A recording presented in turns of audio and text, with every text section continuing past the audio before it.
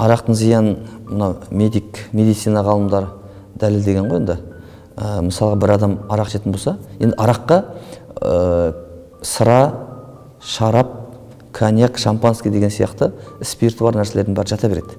Соны ішкеннен кейін адамның бойында 40 күн жүреді деп жатыр ғой. Сол 40 күннің ішінде арақ ішкен адам, мейлі әйел үшін, мейлі еркек үшін айырмашылық жоқ. Бірақ 40 күннің ішінде әйелдің бойына бала бітіп қалатын болса, сол бала ертең туылғаннан кейін өмір бойы арақ ішпесе де, сол баланың миының жұмыс істеу проценті төмендейді екен. Ол бала ішпесе де. Енді ол бала өмір бойы ішпейді да, одан бала туылады. Мына кісінің, арақ ішкен адамның немересі туылады. Ол да өмір бойы ішпей ақ қойсын, оның да миының жұмыс істеу проценті азаяды.